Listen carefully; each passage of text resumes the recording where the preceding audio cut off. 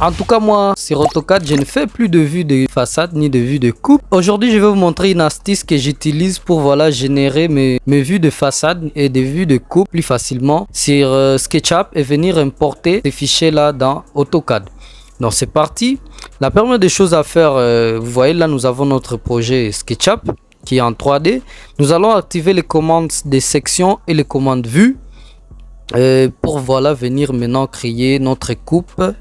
Je vais vous montrer comment exporter une vue DD de SketchUp à AutoCAD. Je vais venir prendre ma coupe ici. Juste en venant cliquer ici, je prends ma coupe.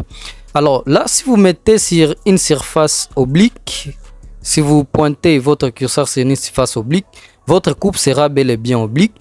Si vous posez votre curseur sur une surface plane ou disons verticale, votre coupe sera verticale. Là, je vais venir nommer ma coupe, juste en ayant déjà validé la surface que je vais couper. Je vais la nommer coupe AA et choisir le symbole qui va présenter ma coupe. Je vais sélectionner ma coupe pour maintenant venir les déplacer à l'endroit où je voudrais que ça soit.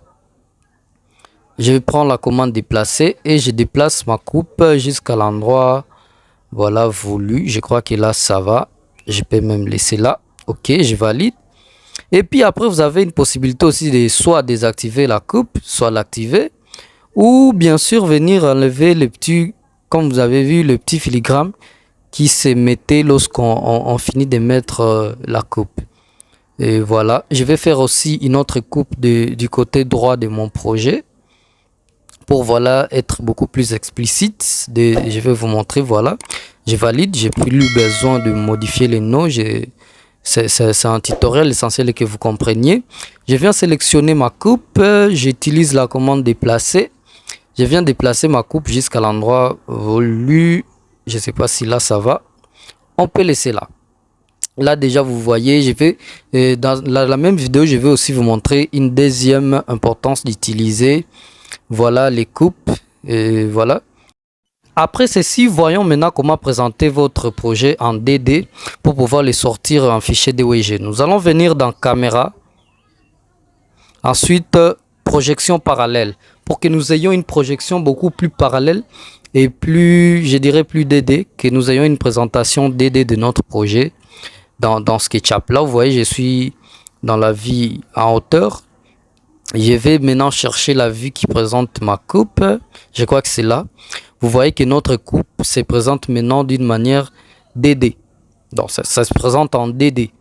Là, nous avons beaucoup plus la possibilité maintenant de voilà sortir notre fichier en tant que fichier DWG. Comment y arriver? Venez donc, bon, voilà. Vous pouvez aussi, j'ai oublié de vous dire, vous pouvez aussi activer une fonctionnalité qui vous permet d'archiver les endroits qui ont été coupés. Donc voilà, si vous venez activer là, ou si ça ne vous plaît pas, vous pouvez juste désactiver. Mais ça va vous permettre aussi d'archiver les endroits voilà, coupés de votre projet. Maintenant, comment sortir? Nous venons dans affichage, aller dans exporter, graphique DD. Voilà. Nous allons choisir l'emplacement de notre fichier. Moi, souvent, d'habitude, je les mets sur mon bureau. Pour que je les trouve beaucoup plus facilement, je vais nommer et venir maintenant dans options. Vous allez devoir maintenant voilà, paramétrer votre vue selon que vous voulez que ça se présente. Moi, d'habitude, je laisse le paramètre par défaut. Là, vous pouvez choisir le format et tout. Lorsque vous avez fini, vous allez maintenant choisir le fichier. Si vous voulez sortir en PDF, en photo, PNG, pardon, JPG ou soit en DWG. Nous allons le sortir en DWG pour que nous allions l'ouvrir dans AutoCAD. Bon, voilà, là aussi, je vais vous montrer maintenant, comme je l'ai dit, une deuxième manière ou soit une deuxième importance d'utiliser une coupe. Vous voyez, sur mon projet, j'ai un endroit qui est difficile d'accès. Et je vais vous montrer ça tout de suite. Donc, venez là. Vous voyez, en cet endroit ici, j'ai une grande difficulté d'atteindre cet endroit si je vais modifier des éléments là. Donc, je vais devoir faire une coupe là.